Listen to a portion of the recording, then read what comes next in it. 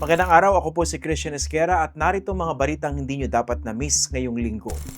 Welcome sa pinakabagong episode ng Senate Flix.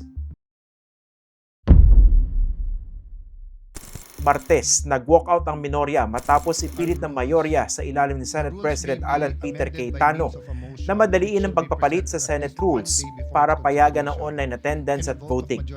Obvious naman na para ito sa mga senador na may kaso na o kakasuhan, gaya ni Senator Bato de la Rosa na isa ng pugante sa International Criminal Court o ICC. Ito ba ay para kay Senator Bato na nagtatago ngayon? Ito ba ay para doon sa dalawang senador na sabi ni Ombudsman Remulla ay lalabasan ng warrant?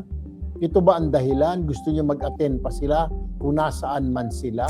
Matapos muling ihain ni Senator Rodante Marcoleta ang panukalang online voting na una na niyang pinalutang noong May 11, sa mismong araw na naagaw nila ang liderato ng Senado, tumindig si Cayetano at nagsabing pagbobotohan na agad ito at tatalakayin na sa plenaryo. Pero agad naman nag-motion to adjourn si Senate Minority Leader Tito Soto matapos magsipaglabasa ng minority block sa session hall. Wala nang nagawa si Cayetano at ang presiding officer na si Senate President Pro Tempore Loren Legarda, kundi mag-adjourn until 5 p.m. on Monday.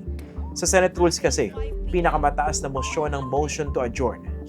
Lumalabas na nautakan ng veterano si Tito Soto, ang abogado na si Senator Rodante Marcoleta na humirit pa ng sarili interpretasyon nito na tuloy-tuloy lang daw ang quorum mula umpisa ng sesyon.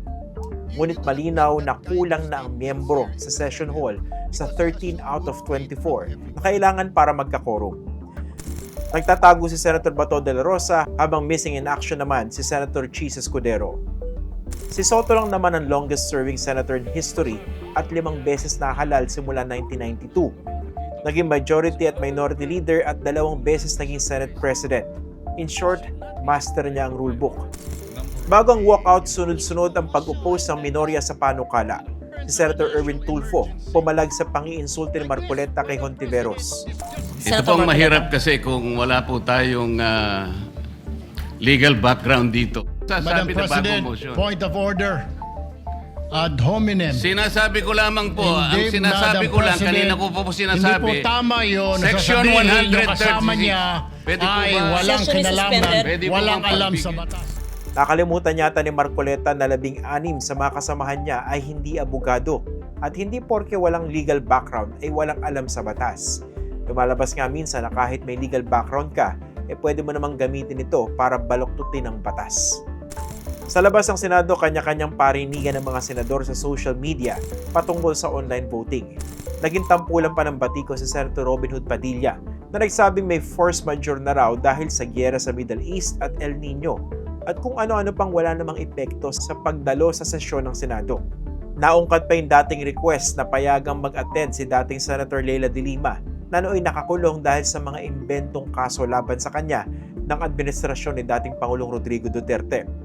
Obviously again, hindi pareho ang kaso ni De Lima at ni Bato. Samantala ay pinag-utos na ng Sandigan Bayan ang pag-aresto kay Senator Jinggoy Estrada matapos itong sampahan ng Office of the Ombudsman ng kasong plunder at graft kaugnay sa kickbacks di umano sa flood control scam. Naglagak ng 70,000 piyansa si Jinggoy sa kasong graft. Hiwalay pa ang kasong plunder na non-bailable. Kasama sa mga kinasuhan sina dating DPWH Secretary Manuel Bunoan, Assistant District Engineer Denril Cesar Cortuna at District Engineers Manny Bulusan at Arturo Gonzalez Jr. Nakausap na raw ni DILG Secretary John Vic Remulla si Senator Jinggoy Estrada. At ayon kay Remulla, binigyan na raw niya ng option si Jinggoy na either sumuko o maaresto. Sagot daw ni Jinggoy, he would think about it. Dati na rin nakasuhan ng plunder si Jinggoy noong 2001 kaugnay sa Weteng at noong 2014 kaugnay naman sa pork barrel scam. Samantala, sinagot ni Pangulong Ferdinand Bongbong Marcos Jr. ang patutsada ng kapatid niyang si Senator Amy Marcos na tila iniisa-isa na ang mga taga-Senate majority. Hindi ko alam kung paano napunta na sinasabi na yung majority ngayon ang tinatarget. Dahil kung tutusin ninyo, hindi sila majority noon. So, that does not apply. It was because of the allegations that were made and the investigations that were conducted upon learning of those allegations against kung sino man. And kung ano man ang naging alignment sa Senado, walang kinalaman yun. Ito pa rin ang mga tao na lumabas ang mga pangalan. Samantala, nakuumang na ang hiwalay na kasong plunder at indirect bribery laban kay Senator Rodante Marcoleta dahil sa pagtanggap nito ng 75 million pesos in campaign contributions. Una nang nakalusot sa COMELEC si Marcoleta sa hindi pagdeklara ng dambuhalang donasyon sa kanyang sose. Pero dahil siya mismo ang umamin na nakatanggap ng mga donasyon mula sa ilang kaibigan, sabit siya sa ilalim ng plunder law at ng Presidential Decree No. 46 na nagbabawal sa mga opisyal ng gobyerno na tumanggap ng regalo. Ito naging rekomendasyon ng mga investigador ng Ombudsman na nakakuha din ng precautionary hold departure order mula sa Sandigan Bayan laban kina Marcoleta at sa mga nagbigay di umano ng undeclared election contributions dito. Sina dating Congressman Mike Defensor, Joseph Varias Espiritu at Aristotle Baluyot Viray. Mariing pinabulaanan ni Marcoleta ang mga bintang laban sa kanya. If the intention of these cases is to silence me, let me say this at the very beginning. It has failed. I will not be silent. Samantala, hinug naman na daw ang plunder case laban naman kay Senator Joel Villanueva kaugnay pa rin sa flood control scam at maaaring ma-file na ito in the next 2 weeks ayon sa Ombudsman. Nito pa ring Lunes, si Amy Marcos naman ang naging star ng drama sa Senado. Nagpakita kasi siya ng isang video tungkol sa di umano'y nilulutong no-election scenario sa 2028. Haratang pro Sara Duterte ang video habang binabanata ng ilang mga senador mula sa minorya. Isa-isa nagtayuan ng mga senador at kinunde na ito. Inday-badiday na ba tayo dito sa Senado? Kaya nga sinasabi, we're circus. First time na ako nakita ng How Shao presentation. Natanong naman si BBM bago siya tumulak sa isang state visit sa Japan at ito ang kanyang naging tugon. Allegedly, sir.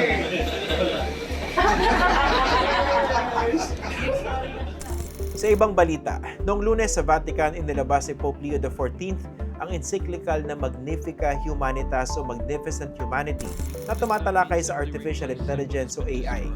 Nanawagan si Pope Leo na disarmahan ng AI para mapigilan ito sa pagdomina sa sangkatauhan. Ito ang unang encyclical ni Pope Leo. Mahalagang dokumento ito na isang pahayag sa sangkatauhan o all people of goodwill at nagbibigay ng moral guidance sa mahalagang isyu na kinahaharap ng mundo. Tamang-tama dahil ito ang kailangan ng karamihan sa mga nasa Senado ngayon. Lalo na rin sa mga mahilig gumamit ng salita ng Diyos o mag-quote mula sa Biblia para i-justify ang kanilang mga kilos sa politika maski alam mo namang mali. Ang Senado ay tinuturing na mahalagang sandigan ng demokrasya at institusyon ng checks and balance sa bansa. Dapat itong tumindig laban sa mga may maiitim na balak sa pamahalaan. Pero hindi po tayo magsasawang talakayin at ilantad ang lahat ng ito para sa publiko. Kaya lagi pong tandaan, facts first. Ako po si Christian Esguera.